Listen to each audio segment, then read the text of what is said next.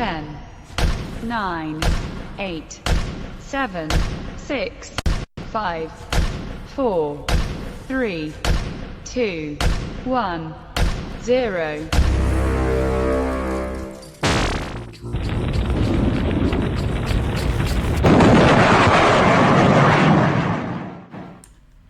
All right, folks. Hey, how are you all?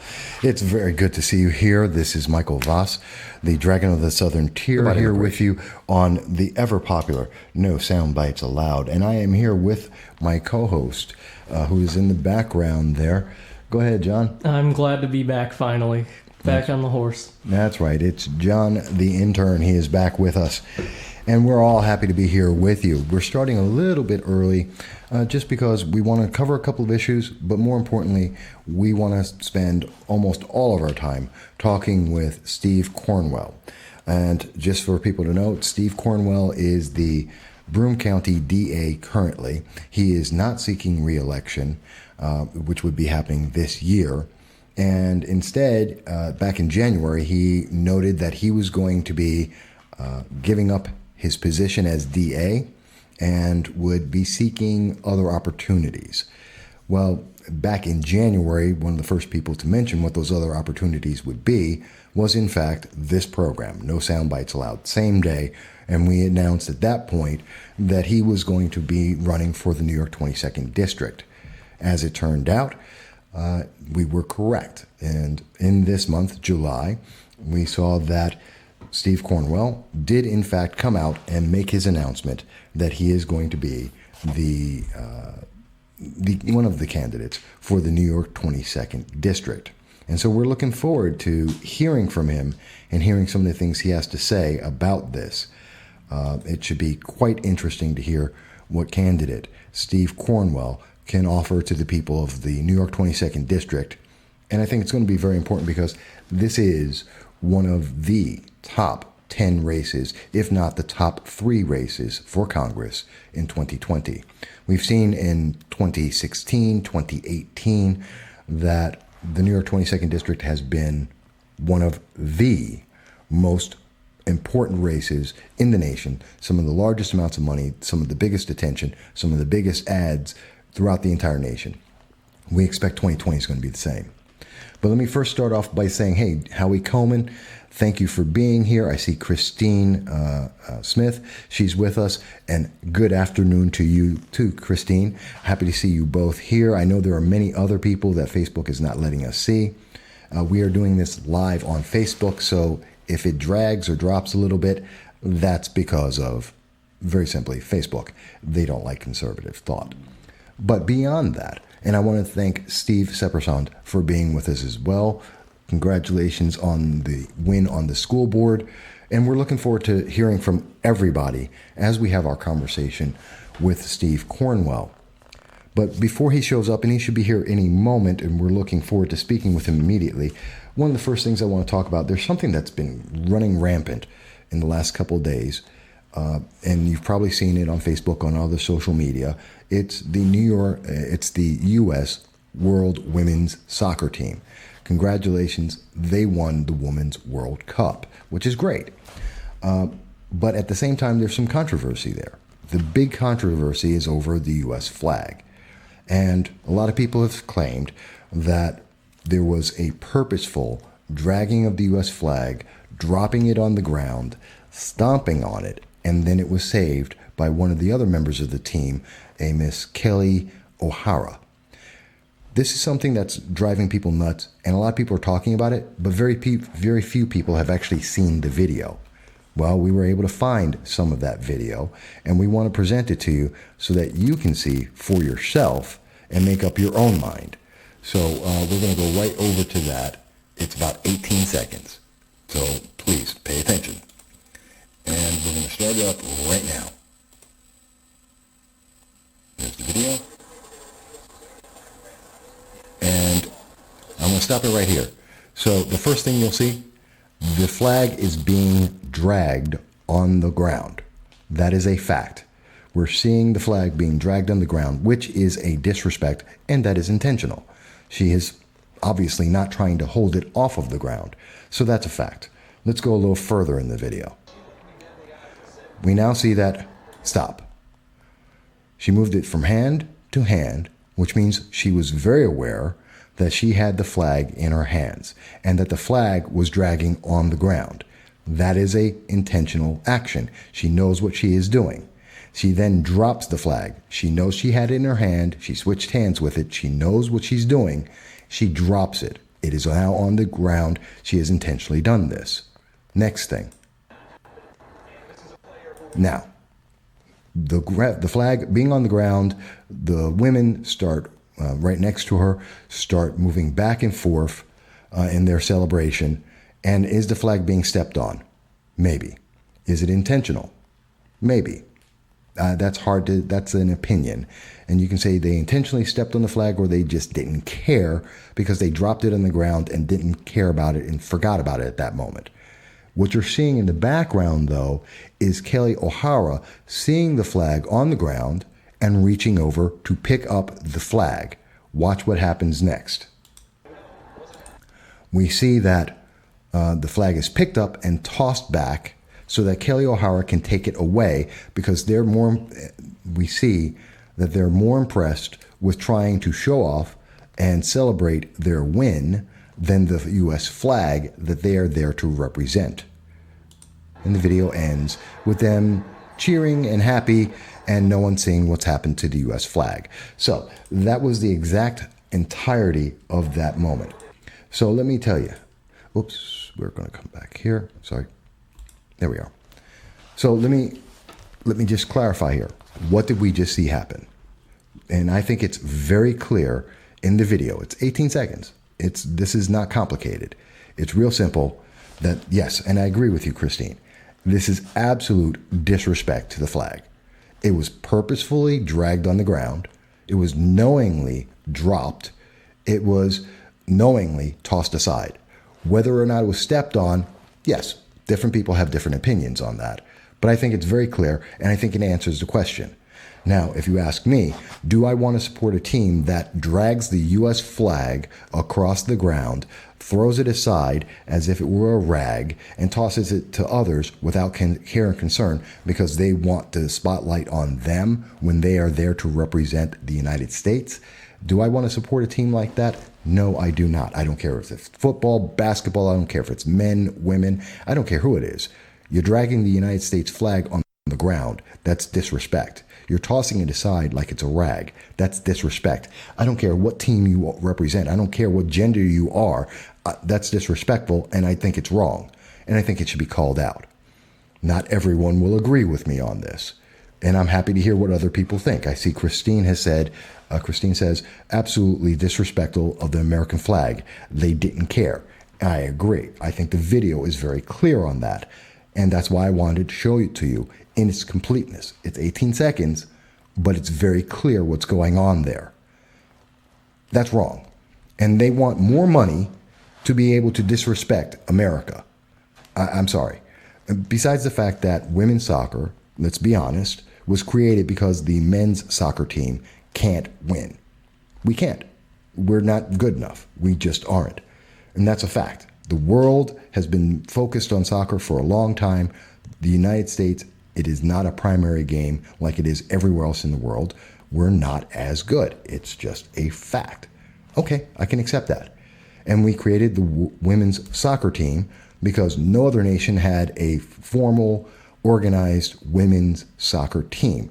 So we dominate, and we have been dominating. And I'm happy that the United States can dominate in a world sport, even though it's kind of disingenuous and unfair because the other world leaders don't care. The other nations don't care about women's soccer. And that's why it makes $131 million a year versus, and this is globally, $131 million, which is a lot of money until you look at any other sports team in the world. And no, it's really not. And when you compare it to men's soccer, which makes $6 billion a year, well, that explains why men get paid more for soccer than women do. They don't bring in the money. You want to know why WNBA players don't get paid as much as NBA players? Why there is no woman in the NBA that gets paid like Michael Jordan? Because they don't bring in money like Michael Jordan. So they don't deserve it. It's economics. It's pure. It's not racism. It's not sexism. You don't make the money. The money's not there. Bring in the revenue, pay them as much as you can. If they brought in as much money as the Yankees, then they should get paid like Derek Jeter. I have no problem with that. But the fact is, they don't, so they don't deserve it. And saying that just because of their sex they should get it, well, that is, in fact, sexism. And it's something that we're supposed to be against. They don't need to get more money just because of their gender. That's not how it works. That's not economics. But that's my opinion. You may disagree. And then Christine goes on to say, people died for the flag and are still dying. Yes, they are. And they give us the freedom to be able to have Facebook, to have iPads and iPhones, to be able to go to Starbucks, to be able to live freely. I mean, at this moment, on July 4th, the New York Times reported that in Venezuela, over the last 2 years, over 7,000 people have been killed by their government, the Venezuelan government, which is a socialist government that was promoted by Bernie Sanders as being a great godsend to mankind and something that the United States should emulate. Well, guess what? The Venezuelan government outlawed the ability to own firearms.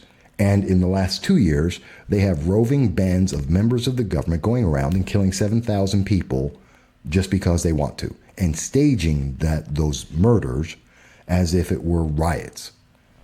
That's from the New York Times, which is known to be a very left-centric newspaper. So if you disagree with that, I don't know what to tell you.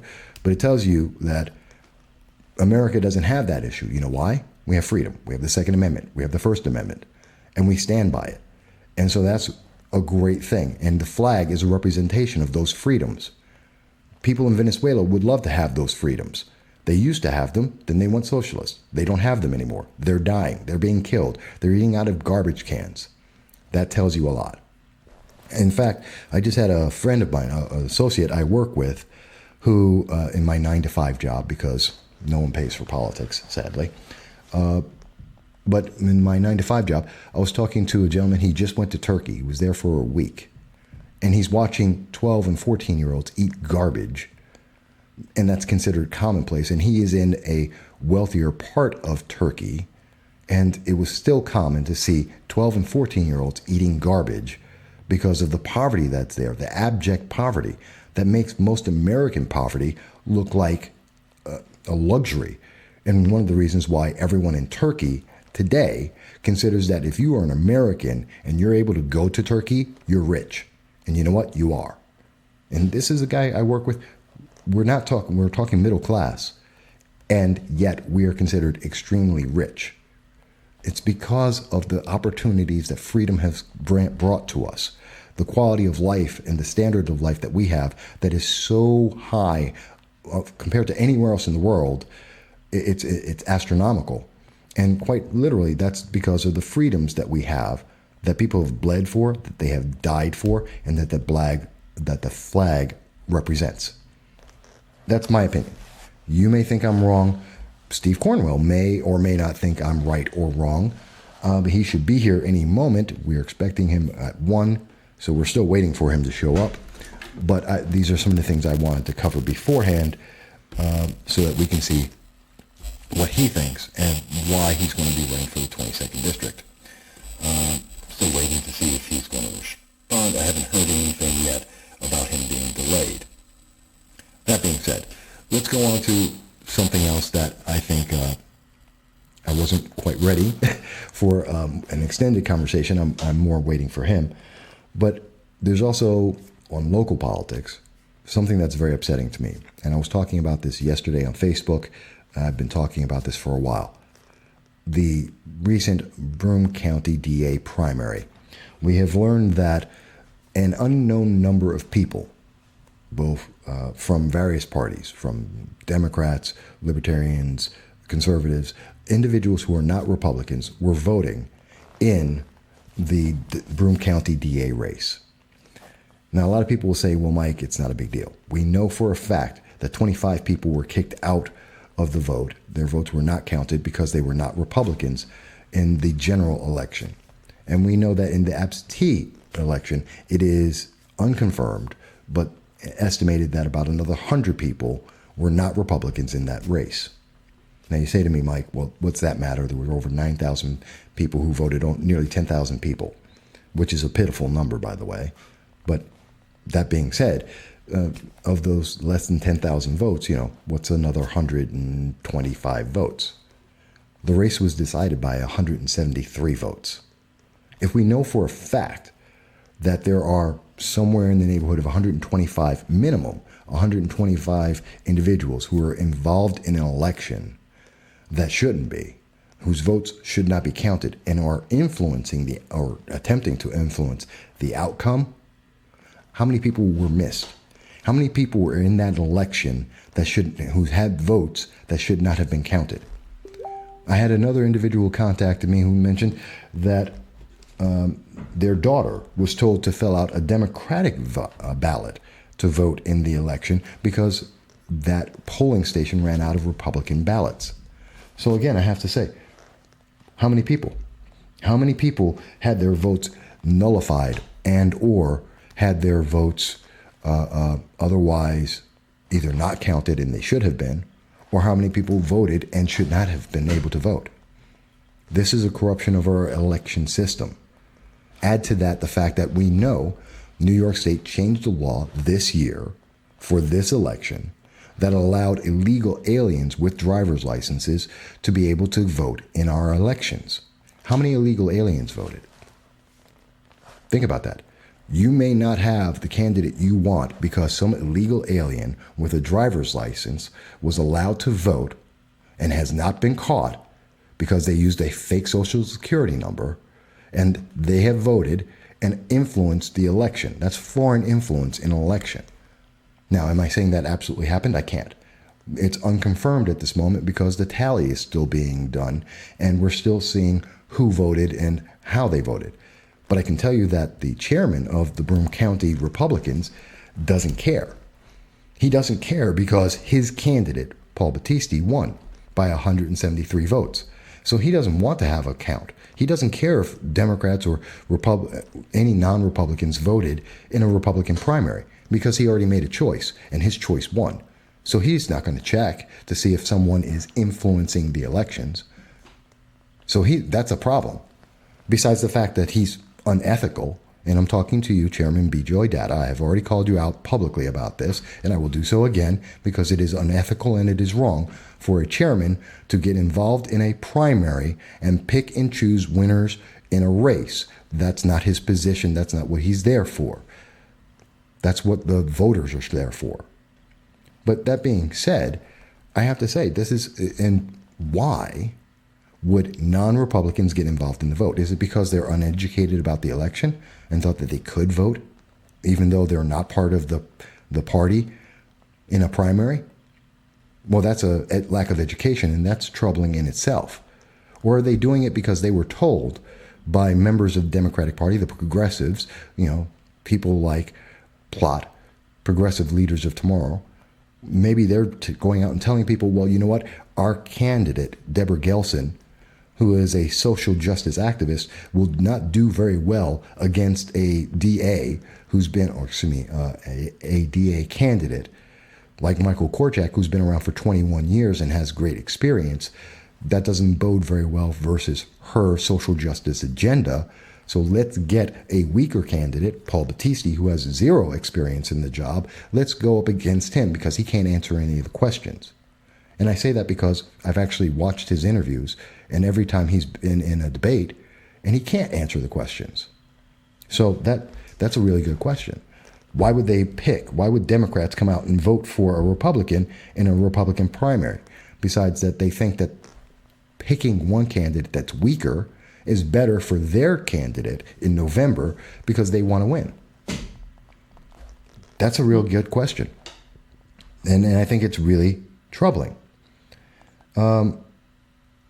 So that's one of the issues, and we're getting messages here on other issues, but I wanted to address all of these things because I think it's important. And our freedom is based on the freedom of our elections, the ethical quality of our elections. It's unethical when a county chairman picks and chooses who's going to be the winner of a primary. That's not his job. It's unethical and troubling when we have individuals who are uneducated about the election process and they're voting in elections they shouldn't be voting in. And it's unethical if we have parties or fringe fanatical groups like Citizen Action, like Progressive Leaders of Tomorrow or Plot, like Black Lives Matters, like Antifa, who are actively affecting our elections because they want to have an outcome that's better for them. That's disingenuous. If your candidate isn't good enough to be able to stand up against the candidates that are out there, then your candidate shouldn't be running in the race. That's point blank. Just shouldn't have them in the race. If they're not good enough to deal with their opponent, then you need to get better candidates, not try and elect someone weaker so that you'll have a better chance. Now you may say, well, Mike, you just don't like Paul Battisti. He's not my candidate of choice. I didn't vote for him. But that doesn't change what I'm talking about. Mm-hmm. What I'm talking about has nothing to do with him. Take out the name Paul Battisti and it doesn't matter. Take out Michael Korchak, take out the DA race and put in any other race you want. Guess what? You know what I'll use as an example? Hillary Clinton versus Bernie Sanders in 2016.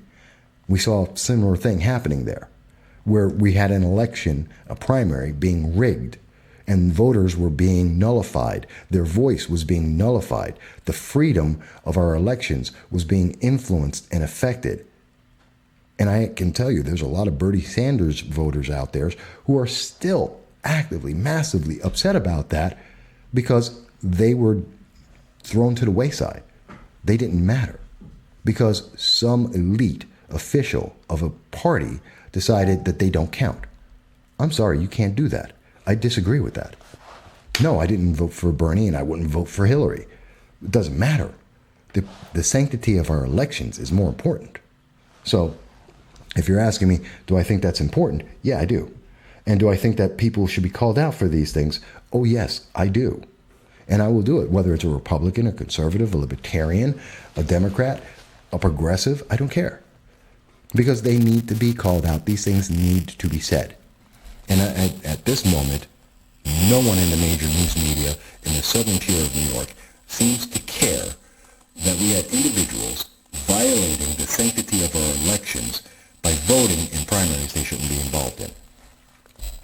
I'm the only one that I'm aware of it speaking about this, that is concerned and says that we should investigate and double check that everyone who voted was in fact a voter in the Republican Party and was not an illegal alien. I don't know. But I guarantee you this, in November, if Democrats lose, they're going to be saying, hey, was every single vote a proper vote? Was everyone legally authorized to be able to make that vote? And I guarantee you that if there are any votes that are not properly registered individuals, they will go absolutely insane.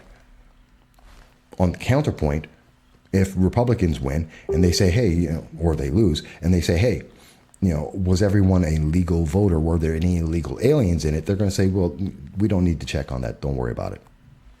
And that's a problem. That's a problem for America. You want to talk about foreign influence? There's your foreign influence. And I see that Clay Cool, by the way, Clay Cool just commented and he made a very good point. We also want to address the fact that there is some sad news today that Ross Perot passed away. Some of the listeners may be too young to remember when Ross Perot in the 80s ran for president. He is probably one of the best known third-party candidates to have ever been involved in an election. And he made a great stand and made a great point that we don't need to have just two parties for candidates. That other options exist and they should be considered. He was a billionaire. He died at the age of 89, so he had a full life. He had a strong influence on elections. Libertarians wouldn't be doing nearly as well today. Conservatives wouldn't be doing nearly as well today if it were not for the fact that Ross Perot stood up with his own money and said, America deserves another option. And he helped influence a lot of the economic policy that happened from the 80s, 90s, even till this day. And so we are sad to hear of his passing, and I am sorry to hear that. John, you are being absolutely quiet. The intern here is just letting me ramble. He's not cutting in at any point. I mean, it's sad to hear about Ross Perot, the flag. You pretty much summed up my thoughts perfectly on the flag controversy. Pretty much perfectly. I mean, disrespectful, disgraceful. We were talking a little bit, and about equal pay in these different fields when they're not bringing in even close to the numbers that men's soccer is bringing in. No, not at all. Mm-hmm. Oh, by the way, if anyone's wondering why is John the intern not being in the photo right now, it's because we have our camera kind of set up for Steve Cornwell when he comes in, and he's a little bit late, and we're still waiting for him. So I'm kind of filling space here, but I'm waiting for him. But Steve Cornwell we had our camera set up for him. But let me see if I can modify this a little bit and get John the intern in here. But John, so tell me, women's soccer, you saw the video. Yes. It was the first time you saw it was right after I... It was funny. As soon as you mentioned it, I also saw it on Fox. Fox posted the video of it. Okay. And I think pretty much my thoughts were, wow, that was really disrespectful. First off, that you would even dare to. I've grown up with respect for the flag. I wouldn't dare even think about dropping it, dragging it, any way, shape, or form, even at a young age. John, you're kind of falling over there. Can you prop yourself up? Yeah, absolutely. Yeah, I think it's disrespectful. I mean, we're never supposed to have... It should never be that the flag is dragging on the ground. No. It's so disrespectful in so many ways to so many people. Well, there's John there. He's a little bit far away. As I said, we had everything set up for Steve, and we're waiting for him to come here to our studio so we can speak with him live, and I'm looking forward to it. Come on, don't let me down, Steve. So, am I missing something in talking about soccer, women's soccer? No, I think absolutely. And there's this weird trend in sports right now, I think, with Colin Kaepernick and everything like that, where, they're trying to take a stand against all this stuff by disrespecting the flag, whether it be not standing for the anthem or this. And I think you brought up a point that isn't talked about at all, that women's soccer, the U.S. team is there to represent the United States. Right. It's not about them. It's about a bigger representation. It's our nation. It's like the Olympics. It's our nation represented by the best of our various athletes competing in the world. Yeah. They're representing us on a world stage, and I think maybe their egos got to their head. They thought they were there for themselves and not the United States, and they forgot about that fact, and they just didn't care. It could have been political. I don't know.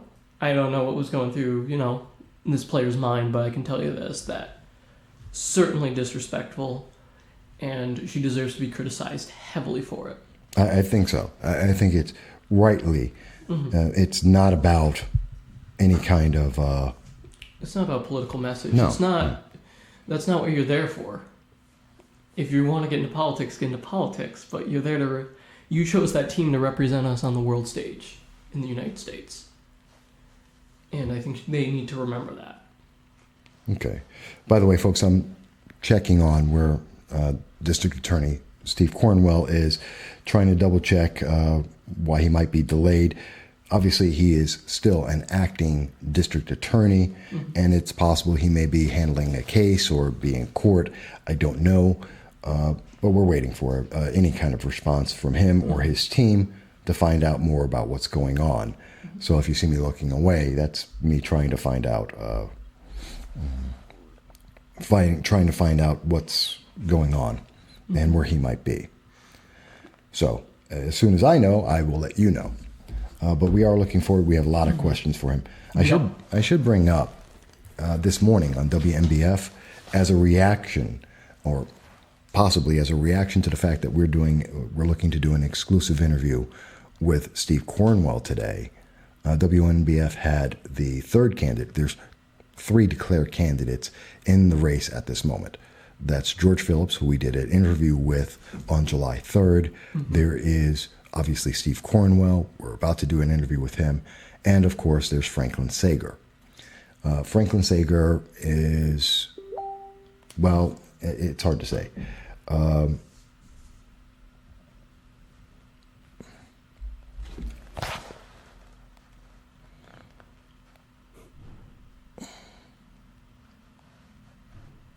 In 1 second, just wait. I'm getting an update on where he is. Okay, I'm just waiting for Steve Cornwell to show up. It seems that we're being told.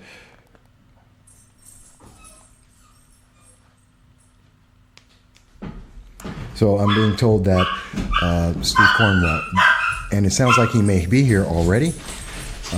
And it sounds like we were waiting for him. It sounds like there was a miscommunication about the time on when to be here. And so he may have thought it was 1:30. We thought it was 1. These things happen. So it's not a problem. Come on in, Steve. I'm already live. Don't mind my little puppy there. Steve, no, you would sit right there.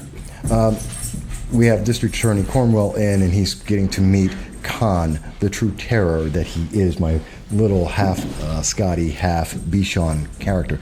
Take a second. Do you need water? No, I'm good. Okay. Just relax for a second. Let me get the camera set. Just move perfect. And let me check. And folks, just give us a second as we get our cameras a little bit better for you, because we reset everything. And there you go. Perfect. And we have on with us right now Steve Cornwell, the current District Attorney of Broome County. And you can probably hear a little better now. I forgot to turn on his mic for a second. And also a candidate for the New York 22nd District. And let's start off. First of all, Steve, I want to apologize. It seems that there was a miscommunication about the time that you would be here. I thought it was clearly stated that it was 1.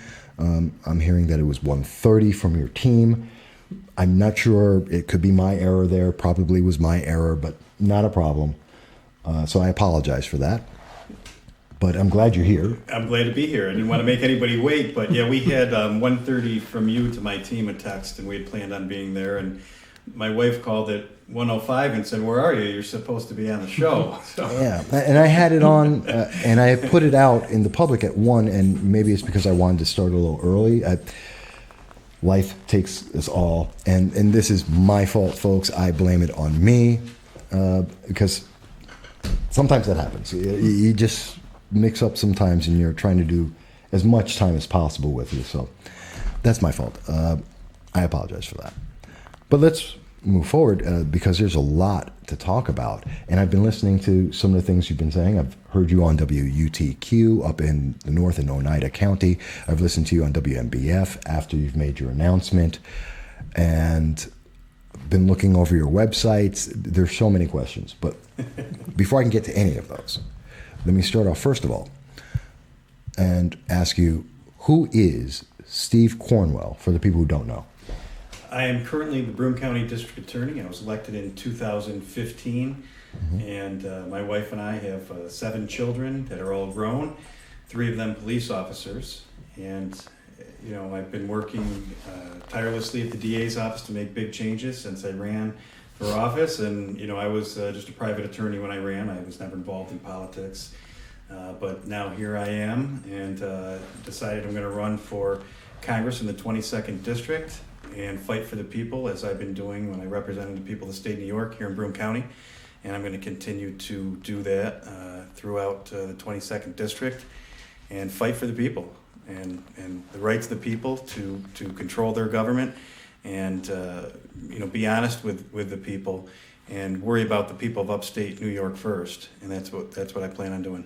Okay, and I thank you for that. I always think it's important in every race that we have as many qualified people as possible, individuals who have a true conviction. And I thank you for running, because I've run this race.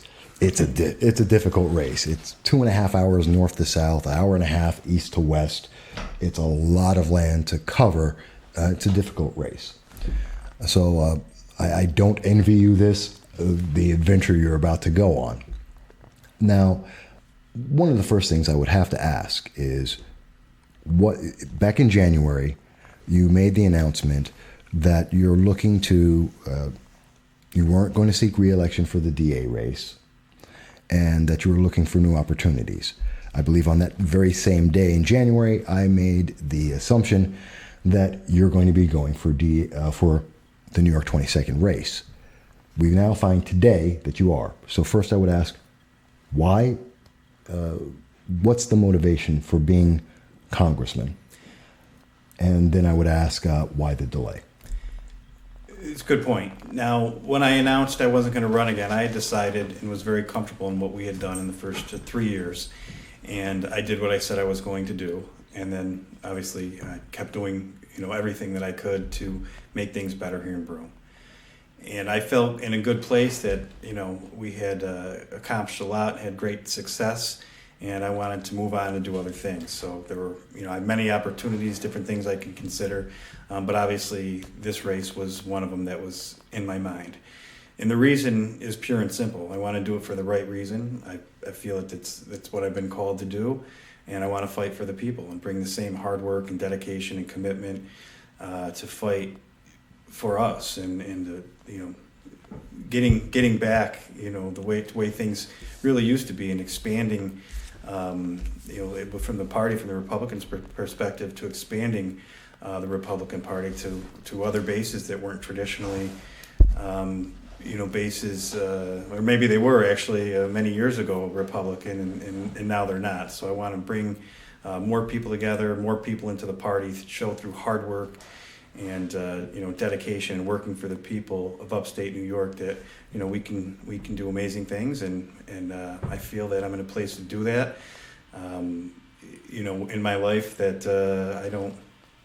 It's not something I dreamed about my whole life or anything like that. It's just I know that I can make a huge difference, and that I think that people will support me. And if they do, I love it, and I'll go fight for them. If they choose somebody else, then I'll go do something else, and maybe it wasn't meant to be.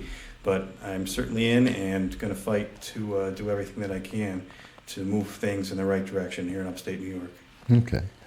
Now, Steve, I'm sure by now you've probably heard, and I know you're a member of the party, I'm a member of the Republican Party, I think it's pretty well known, that I'm a tough interview. But I'm a fair interview. So I do have some tough questions for you. I have some easy questions for you. But I think they're all questions that people are going to be very interested about. And we want to delve a little bit into that. And I know that John, the intern, is got a few questions as well. Let me first probably start off with, and I was listening to your conversation on July 3rd on WTQ, and for people who have not had the opportunity to hear that, it is up on their station, on their website, in its entirety, so people can hear exactly what you said. But I would ask, in that conversation, you were asked to describe yourself, how you stand out as a Republican. And I believe your comment was that you're a fiscally conservative Republican and a social liberal. Now, that wasn't followed up, and I was struck by that. Not exactly. That's no. Okay, Yeah. and thank you for clarifying. And that's why I'm asking you, what was that? I said that, and I probably should have said moderate, but I said that some of my views were more liberal than the traditional base. I stand corrected. And so that just means not as way it was before. These names, it's hard to nail it down whether it's conservative, moderate, liberal. I'm extremely conservative. All my issues are very conservative, but some of the things that I have done and I believe in were not traditionally what you see Republicans doing. And I have the community outreach that I do. I work in poor neighborhoods. I work with Rescue Mission, through their homeless shelter, because I believe those things are important because we're teaching people to become better people. I think it's extremely conservative to do those things, but it gets viewed by other people as maybe that wasn't an issue that Republicans were addressing. The drug treatment that I do, those were traditionally more, people on the Democratic side were saying, that those issues were more important to them. And, I took some heat when we started doing a lot of drug treatment programs and things like that in the beginning. But what I've shown is whether you're doing it for humanitarian reason, because, it's the right thing to do to care for people, or you're doing it because it prevents crime, because if you get people off drugs, they're not committing crimes, Right. then, that's a very conservative philosophy. So in my mind, it's very conservative what I'm doing, but some people may view it as not the traditional conservatism, lock them up, throw away the Right. key, law and order, that type of thing. So that was one of the things. And I didn't get a chance to explain No, it. and They were asking 5 different questions at the same time. Right. And that's why I wanted Right. to clarify, because it struck me, and again, memory after the fact, it rings different. And that's why I wanted to give you the opportunity to Right. clarify that, because I know there are many people who are going, wait a minute, what did you just say? Why? What does that mean? I recognize that. I'm glad I got a chance to clear it up, and I wanted to do that when I went back there. So I was talking like how other people would view it. Right. And the other thing I think is on civil rights issues. It's very important to me as a lawyer, especially when you go through law school and you read the Supreme Court decisions and look at historically what was done in this country to disenfranchise Black Americans and gays and other people. That's not what the conservative Republican Party is about. But I think they were so busy fighting on some of those other issues, they got painted as being anti-gay, anti-black. Yeah. And I don't like that, because I think the conservative Republican Party is open, and we should be actively going into Black communities and talking about why we think our party is better. And as far as gay rights are concerned, I have a unique perspective on that. My father was gay, and that was in the paper in 2015 when I was running for district attorney, and he passed during that race. And the article went into great detail about him and his partner and raising me when I was about 13 years old. So it was a very, I came from a very unique perspective on that, because, I was, I'm torn, you know what I mean? I think, but, I've seen what the effects of discrimination against people who are gay. For gender and for sexual gender, preferences. And I take strong exception to that, because I think that the Republican Party should be obviously a party for all people, and that the Democratic Party doesn't own all of those issues or all the people. There are plenty of Republican families that have people who are gay or lesbian or transgender in their family, and you can't just discount those people like something's wrong. So that's I think that's where I was coming from, and you see the things I do. You see the community events that I do. I go to the poorest neighborhoods. I go to Black neighborhoods. I address white, Black. No, you're fair. Or You're rich. You're fair across the board with all of that, and which is why it threw me and said, okay, I need to ask that question. I want that clarification, and that's what this show is about. I don't like sound bites. I don't like any of the bullet points. I want a conversation like we're having, so we can get clarity and really understand. And I thank you for that, because I think it's really important. And I agree. Gender and identity and sexual preference politics doesn't help anyone. It separates people. Right. It's one of the worst things. And I do admit. And I don't care what two adults are doing. That's their in private lives. Right. Yeah. And that's not always been traditionally, the Republican stance on that. And True. I think it's changing. I think that's where society is now.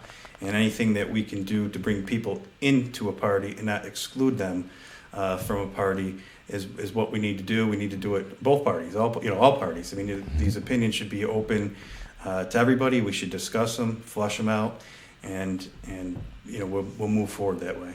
Okay. By the way, just to let you know, on Facebook Live, we are monitoring for any questions that are coming in, as well as on my Twitter, also by email, or someone may call in. It's all possible. I also know that John, the intern, is actively watching this, but I know he had a couple of questions as well. Go ahead, John. Sure. I represent kind of the BU student type generation. Millennial. Yeah, Generation Z. We debate about that quite a bit. One of the issues that I think a lot of college kids care about, and me and Michael disagree about this a bit, is marijuana. So I wanted to know what your stance on marijuana specifically was. So marijuana in small amounts has already been decriminalized decades ago in New York State. You can have up to 25 grams, and it's not a criminal charge. It's a civil fine, and there's no punishment for you, even if you don't pay the fine. That's the truth. So they've already done it many years ago. the Assembly passed a law, which basically I think up to an ounce now would be decriminalized, and then there'll be some expungement for people who have been charged before. So is it a question of legalization? It brings up a couple issues if you bring up legalization. First of all, you're going to have a black market. Yeah, absolutely. Which they're not going to want to pay the 18 or 20% tax rate or go to wherever you're supposed to buy it, and they'll want to buy better marijuana on the street. So I mean that's an argument to look at, and I think you have to look at the number of DWI drug cases. If you look at Colorado, the increase that they've had in those DWI driving drug cases, they're going to go up. We're already planning on that. The state police have already changed their training in the police academy to be prepared for when if this happens, to how to spot drivers that are driving drugged. So you're going to have more of that. And then I think the third thing is that every psychosocial evaluation that I've read for somebody who's on drugs, addicted to drugs rather, that's been marijuana is somewhere in that story, right? So every time. And I'm not saying it's a gateway drug that one leads to the next. I think everybody is different, and some things do and some things don't.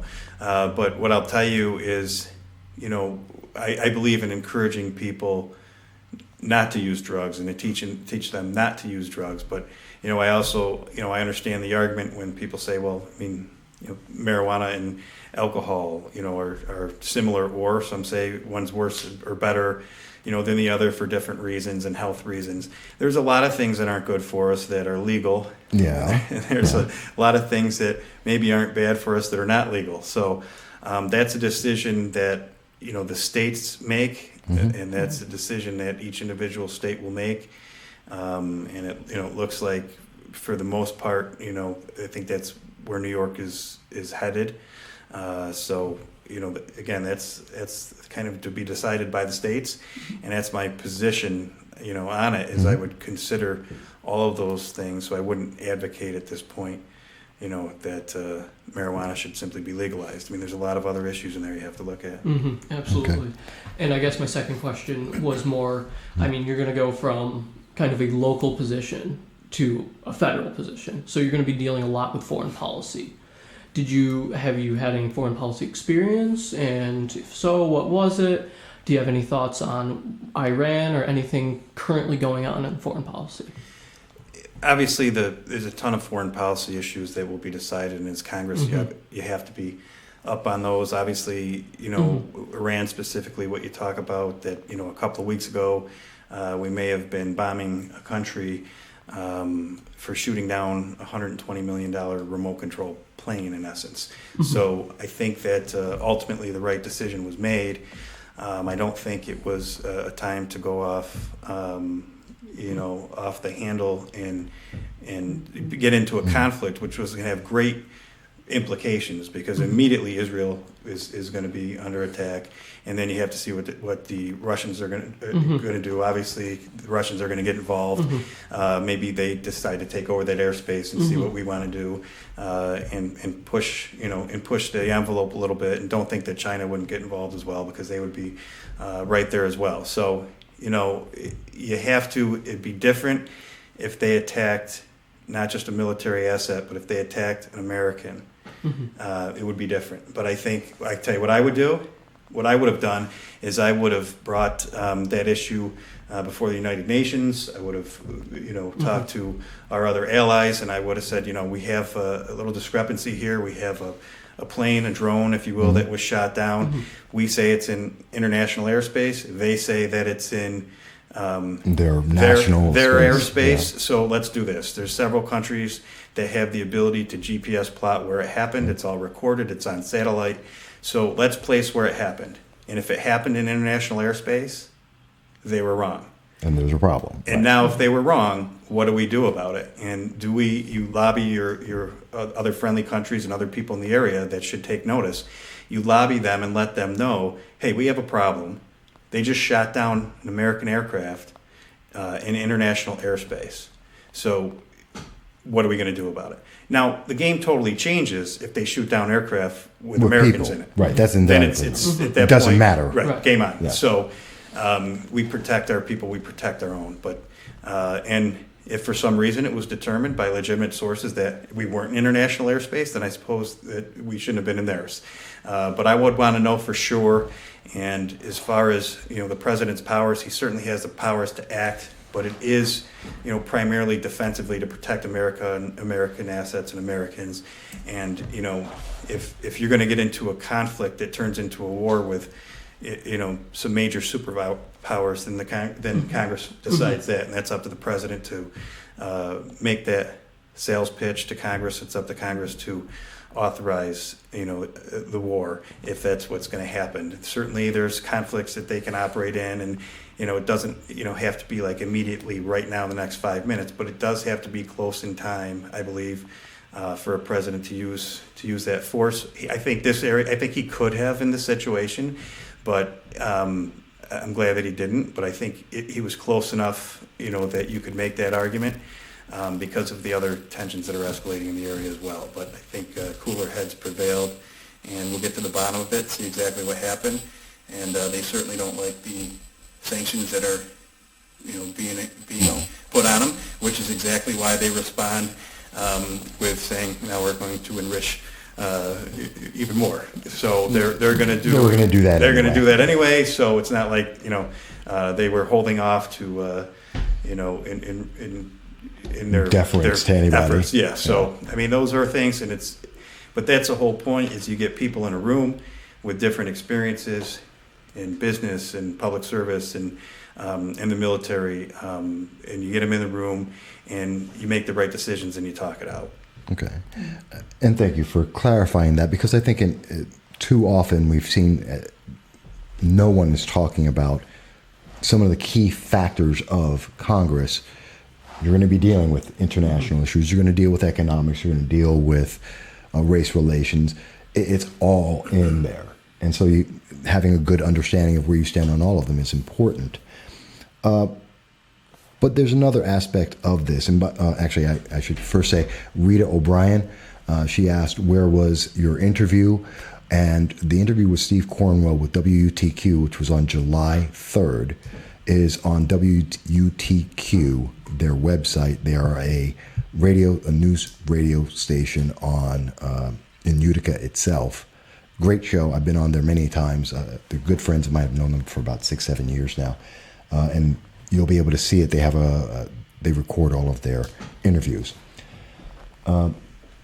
Just want people to know where they can find stuff. And by the way, I want to give a quick shot here and want people to know, because you have a website, and I want people to be able to see that as well, which is Steve Cornwell. Cornwellforthepeople.com is my website. And then Steve Cornwell for the People, you can find me on Facebook. Right. And we'll mention it again towards the end of the interview, but I just want to make sure that we did highlight that for everyone. Steve, one of the big questions that we have to ask, and I've asked this of George Phillips, and I think you may be aware, I've been following the New York 22nd District congressional races since 2008. And I've talked to pretty much everybody in every race, every time. And one of the things that is always consistently an issue is money. Now in 2014, 2016, and 2018, the New York 22nd District was among the top 10 races in the nation for Congress. It has raised some of the top dollars for elections in every race, and 2020 looks to be absolutely in line with that. I expect it to be a $14-15 million race. At this moment, at least, exactly. And I've usually been closer than most estimates on what it's going to wind up being. So that's my estimate right now. At this moment, there are 3 known named candidates. There are probably 2 to 3 others that I am aware of that may come into the race. There is Franklin Sager, who loaned himself $2,200 and raised $100. He's claiming to be a candidate, although he hasn't reached the congressional definition of it. There is George Phillips, who's on his 4th run for the race. He has according to FEC records today, I checked it just before you came in, $50,000. He claims that he will be up to $100,000 in the next filing. And then you have not filed yet. Money is important. Do you believe you will be able to raise funds? Do you believe you'll be able to be competitive in this race? I don't think I'll just be competitive. I know I'm going to win it. But as far as raising the funds, I'll raise the funds. We have a plan to raise the funds. We've been working on doing that. So we have a good plan to fundraise. And our first filing will be October 15th. Mm-hmm. So, we'll see by October 15th. But we have working very diligently to fundraise and to get some people involved in the campaign that are nationally recognized, that run premier races in the country. So that's what you can expect, from my perspective. And then, I'll put in my own money as well. I've never been, shied away from doing that in the last race, and I won't shy away from doing that in this race. As far as the candidates, the first one I know nothing about. No one does. The second one, nice guy, can't win. He lost 3 times. He cannot win this race. He cannot win this district. He's never been elected to anything before. He has no public record. These are just facts. I'm not saying anything negative about him. These are just facts. These are true, yes. He was given a position with the county legislature, and when that happens, you're supposed to run after that. And they make sure when they appoint you to that, you're going to be there and you're going to run. And he didn't run. So, he served a short period of time in a fill-in position. 1 year. 1 year to be exact. 1 year as a pinch hitter, and then he never, got up and ran his own race. So, it is impossible for him. I think he got 5,700 votes or something last time. I have to look that up, but it's 2016. He came in 13 in a 3-way primary race. He came in with 13%. He did win Broome County, but lost everywhere else. Those are the numbers. Yeah. Yes. Well, you can't win. He's proven he can't win 3 times, and at some point, it'd be insanity to try to do it a 4th time. Nice guy, I like him. He can't win, and if he did win, he'd get eaten up in Albany or in Washington rather. He would. He can't do it. I know he has some connections to really great people who I support, as well, and I think he's shown us, that he can't win. So it's time to move on and let somebody else try it. Somebody with a record. And somebody who's been a proven winner, and I won an election against a 28-year incumbent when I was nobody and just an attorney locally who wanted to win, and I took on the establishment and everybody else to do it. So I would hope that we separate the pretenders from the contender sooner rather than later, because then we could bring the party together and get people on the right path to winning this seat back, because it's very important. This seat is owned by Nancy Pelosi, owned, bought, and paid for by Nancy Pelosi, and that's it. And every seat in the House is, so long as she's in charge. So that's where our efforts need to be, and we will fundraise. I will do everything that I have to do. We already have a great start, and we'll have some announcements soon about some people that have run premier federal elections that will be working with us. Okay. And I just wanted to be fair, because I did ask George about money, and I know this is an important thing in every race. And of course, you've been in the race officially for a week, so can't hold it against you if you don't have numbers yet or you're not disclosing them yet, because it's perfectly fair a week into the race. But it did need to be asked. Let me ask you something else. Now, I'm a conservative Republican, very well known. I've known Representative Brindisi Anthony for 7 years now. We disagree vehemently on many issues. But at least you can call each other friends, right? I mean, you can say a friend of mine. You don't have to say an expletive, right? I mean, he's a person that you can disagree with, I suppose, and not. Or do you hate him? We are very publicly polite. We I guess that's my disagree. point. You have to be. I probably wouldn't agree with him on anything, including if we bought lunch in the same place. But I will say that anybody who serves his country, and I wish people would do this with the president or Congress or the Senate, deserves the respect, of their office. That they do respect his country. I don't respect any of his decisions that I can think of. And you mean Brindisi when you're saying that? Yeah, okay. Yeah, but with that being said, you do respect the office. That's our duty. Absolutely. To do that. And I respect Anthony's position always as a representative. I cannot not do so. And I don't want to give anyone that impression that I don't. We disagree on policy, and that's a very important thing. But I have called him several times. I've been following him since the day he got elected as our representative. Has he been on the show with you? He's been promising for 3 years to be on here with me, and for 3 years he is not doing it. If he wants to come on, I'll be happy to join him, and we can have a debate right here for as long as you would like. I would love that to happen.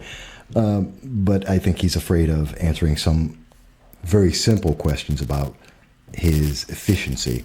And I have a question about that. I don't believe he's being very efficient when you can't get more than 3 people to support a bill. He has 7 bills. None of them are being supported by a majority or even a minority of Congress. That's a fact from, when you look up congress.gov, you'll see his voting record, and you'll see the support he gets for the bills he's put out. But that brings me a question. We've seen this with Richard Hanna. He had no support for 2 terms out of his 3 terms as a representative of New York 22nd District. Claudia Tenney had great support, but lost the race. We now have Anthony Brindisi, and he has no support again, which means that our district loses money, loses influence, loses opportunity to grow and improve. You're an outsider to Congress. How do you get other members, the other 433 members of Congress, 134, to say, yeah, Steve Cornwell, he's got these great ideas. I want to support him. I want to support the New York 22nd District. How do you get that? I bring ideas that a lot of people don't bring. They're new ideas. They're not, policy wonk, think tank ideas. I bring practical, common sense ideas like I did at the DA's office to get things done. And then you have to be able to sell that. You have to it has to make sense. You have to be able to sell it. You have to go out and work and sell it. And not worried about getting reelection, and not worry about reelection, not worry about who you're making mad or right. Not. I mean, you have to do it for the right reason and not be a politician. I think, you're a politician in the way that obviously that, you work to convince people to believe in what you're proposing, but you have to reach out and really with good ideas and good solutions and some experience and a track record. And I have a track record of doing it. You talk about bills that he can't get support for. Well, you could talk about the bills that he eventually got support for, the bills when he was in the Assembly, the late term abortion bill. I mean, that's his. Oh, yeah. He sponsored Yeah, it, 3 times. Yeah. So, Anthony Brindisi got the late term abortion bill passed. So you can give him credit for that. So now he can be happy that his bill that he sponsored, you can terminate the life of a child up until the time they're right born. at the moment of birth. So, that's not a bill that I would be proud of. And unfortunately, he couldn't get the support when he was there, even though he tried 3 times. But his bill passed. So I'd be interested in asking him about that.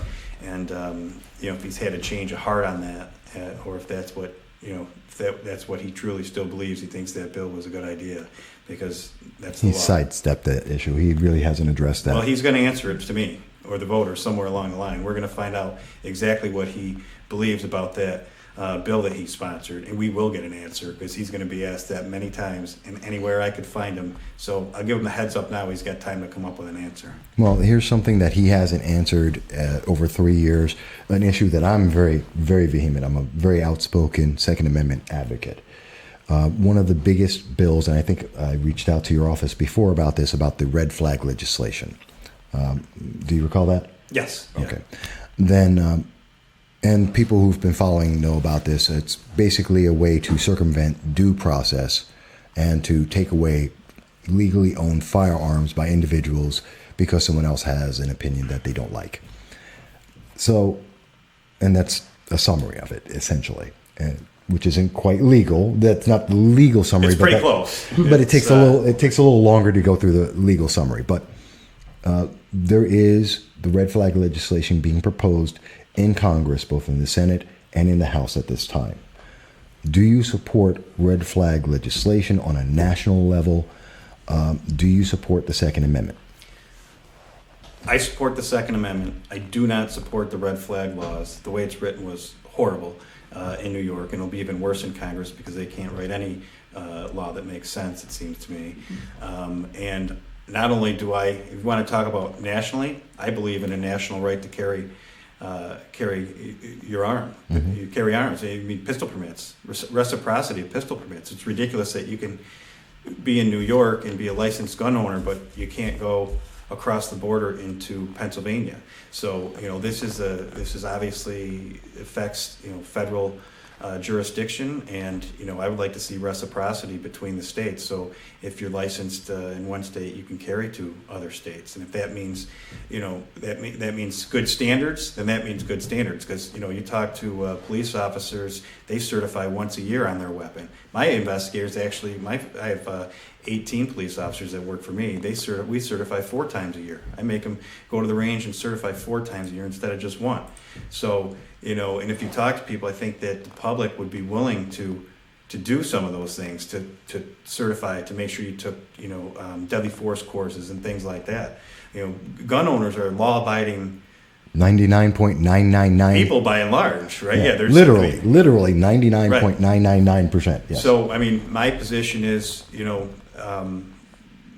licensed gun owners that are obviously you have to check. We're not going to give criminals guns. We're not going to give people with mental problems, mental issues that they're dealing with guns. I mean that everybody can agree on that. It's not any felon can walk out of prison and walk into a store and buy a gun. That's not what we're saying. But we're saying law-abiding Americans have an absolute right.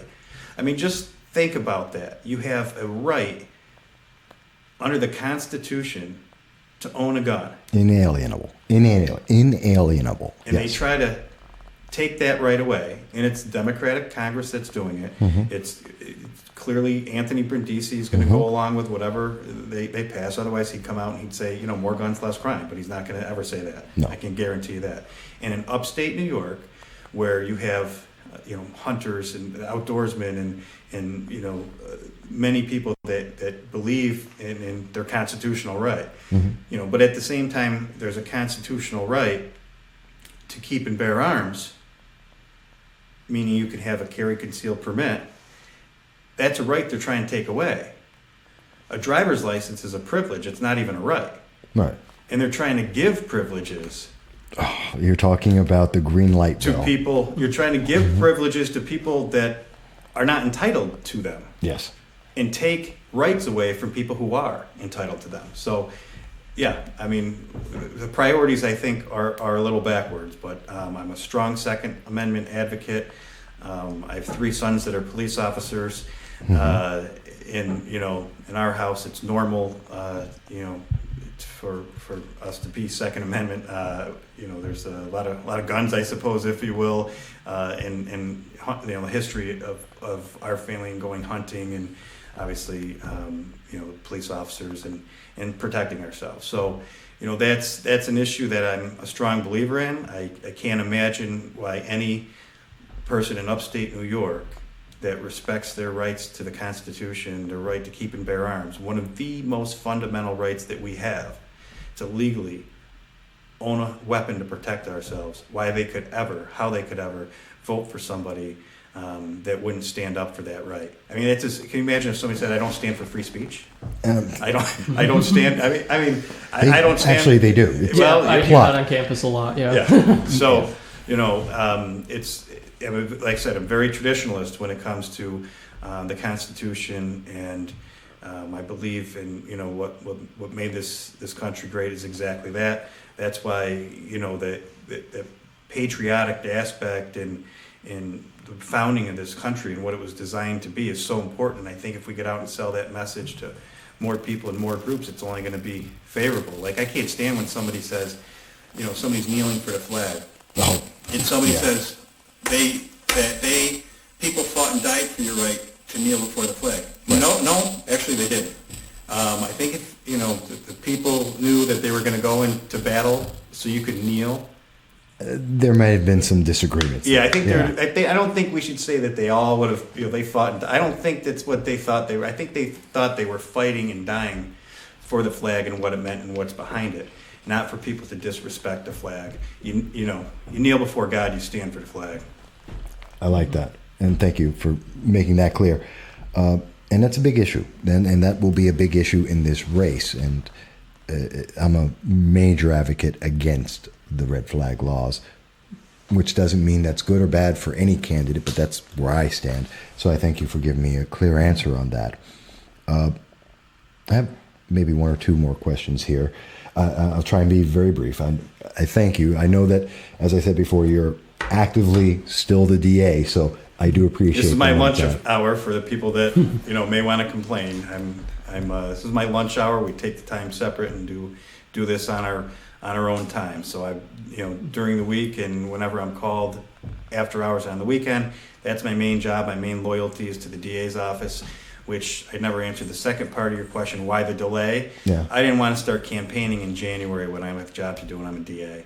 And my goal was to finish the job that I started at the DA's office. But you have to recognize that it's getting late in the race not to announce and not to get in.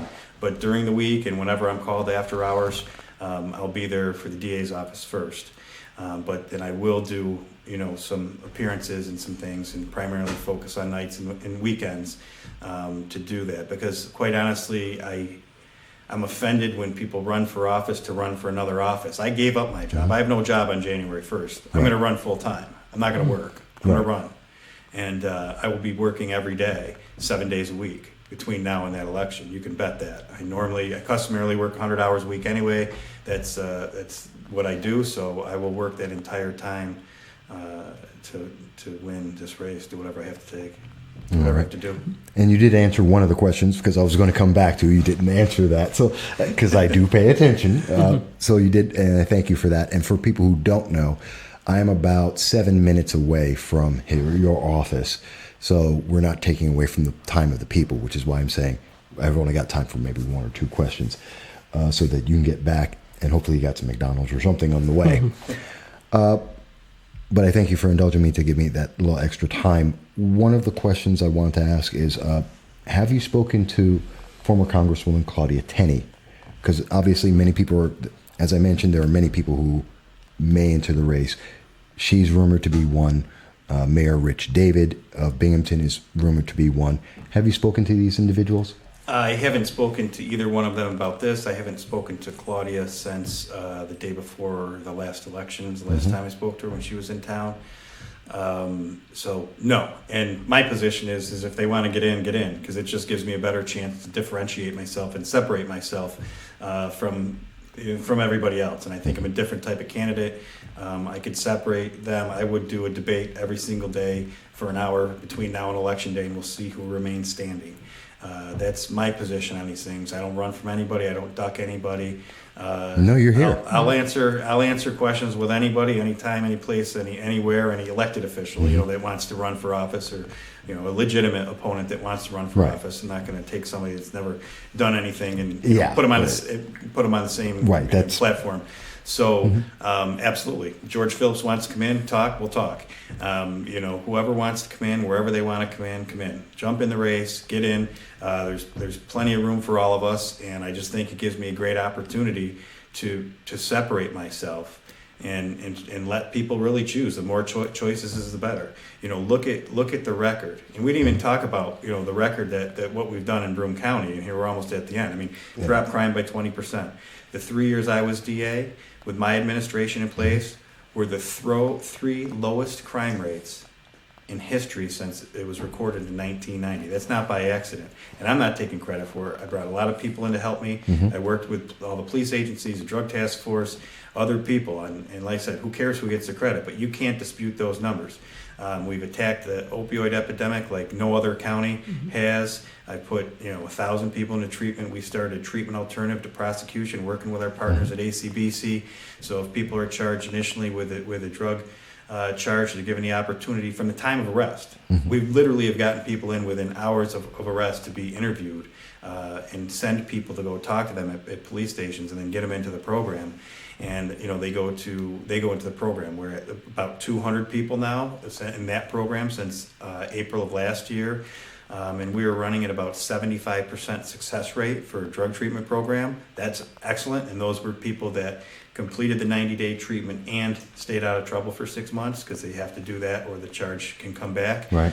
And they've done that. So we've done those things. We saved taxpayers $2 million in welfare fraud through our welfare fraud partnership. It only exists because of the DA's office, but we couldn't do it without Department of Social Services and Broome Security, because they take the lead on those investigations. But we've agreed to do it under the law. We have that right. We put 10 resource officers in schools that needed them, that otherwise couldn't afford them, for a very low cost that the school pays for, no additional cost to taxpayers. They found it in their budgets. To be able to do that, to protect thousands of our kids in smaller communities that didn't have a police force in their community.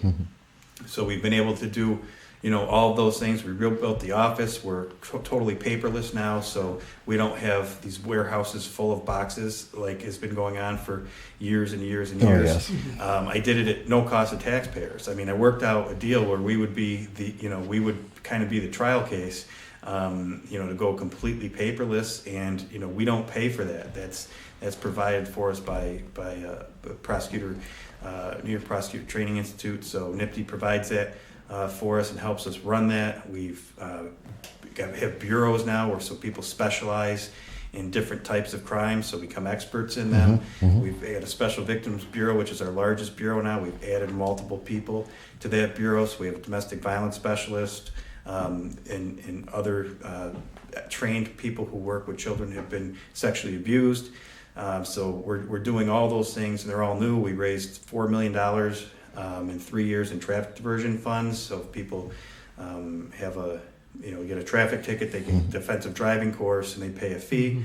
So the course makes them a better driver, hopefully, and not want to do it again. And the fee helps us fund up to 10 positions in our office. We've done contractor seminars to help people understand how not to have their property taken, funds stolen from them when dealing with contractors and not for profits, and instruct them. All those are crime prevention programs. The workforce program we have now, where we take people, young people, whether they're in the criminal justice system or not, from 18 to 24, and we get them into the workforce.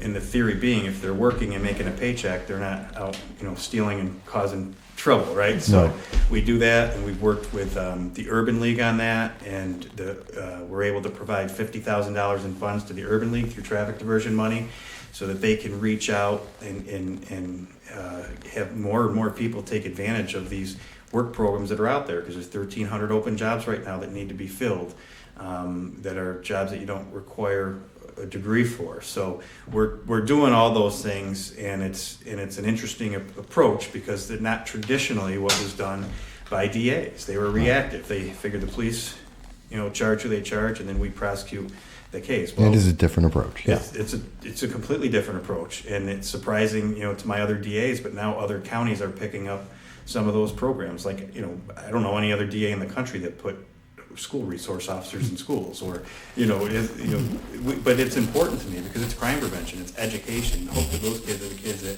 aren't getting in trouble, that aren't doing drugs, that are turn out to be great, productive members of society. That's what we want. We want to build our society up, and we want to get people in the system, meaning in the system working, in the system prospering and being productive and paying taxes. Yes, we want more people in the system, so they're paying to help us when you and I get old pretty soon. So me before you, I'm older than you are. So those are the things that we've done, and we're gonna. I can keep doing and bring those ideas, and we'll talk more issue based. I'm not just going to say, come on and say, well, I just want to fix everything. I have plans. No. I have programs. Believe me, you know me. I plan these things out, and we're gonna release that, and release our platform, and release the different plans, and so we'll do that, and it's going to be a different kind of race, but I think it's the right time, it's the right place, and we'll see if I'm the right fit for the people, if that's what the people want. But the commitment that I've made to Broome County last time will be the same commitment that I make this time. I don't owe anything to anybody, and that's what's great. That's a big thing. That's yeah. what's great about being Steve Cornwell. I owe nobody nothing, and I only do things because it's the right reason, and I feel like I'm doing good for more people, and I'm going to continue to do that. And if it's a great match between me and the voters on in June of next year in 20, then great. And then if it's on November 3rd of 20 when they vote, then great. That was actually a pretty good day in history for me, so I'm looking forward to it. Okay. Actually, one of the things I always like to end with is I open it up and say, because I know we cover a lot of ground here. And I always like to end it with, is there anything we missed or anything you want to impart on people? So instead, my last question, very simply, is just going to be, I know I have a reputation, like I said at the beginning, many people say I'm a tough interview. I ask tough questions and I expect honest and clear answers. What do you think? Fair? Good? I think it's absolutely fair interview. I want tough questions. If we wanted easy questions, people aren't going to see you under fire. Mm-hmm. And people need to see you under fire, and they're not mean-spirited questions, but people need to be pressed. Yeah. And you know what? If you don't know something, say I don't know it. Simple enough. You're not a know-it-all, right? And you go and you look into the issue, because nobody's supposed to be an encyclopedia. Have the right answer all the time.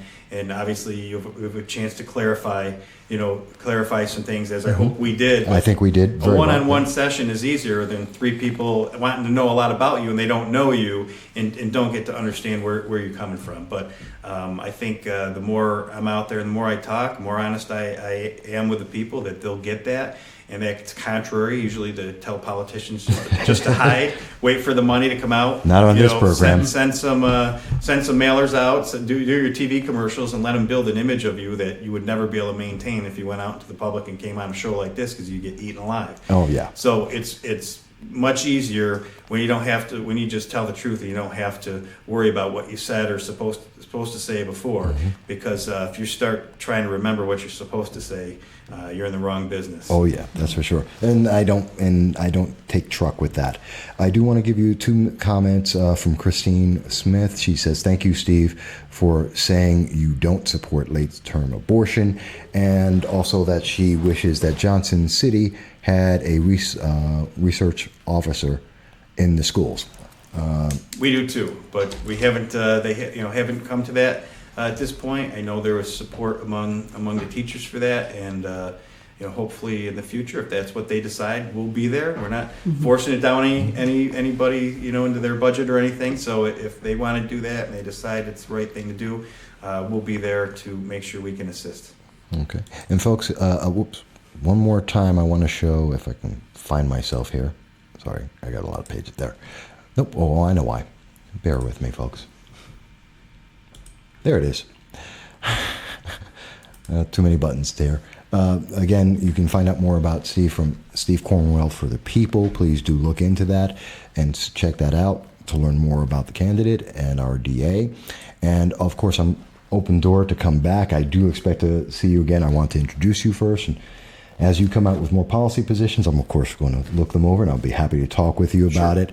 As well as all the candidates that are involved in the New York 22nd District, as I've been doing for over a decade now, and I will continue to do. And hopefully at some point, we may see the congressman come in and live up to his 3-year promise, which kind of tells me a whole lot about what he thinks of his constituents. That's my personal point of view. I'm not speaking for anyone else. That's just me. But I do thank you again for Steve Cornwell coming in, speaking with us here on No Soundbites Allowed. Folks, I look forward to seeing you again. Let's hear your comments. Tell us what you think of the interview, and we'll talk to you again very, very soon. Everyone, be well.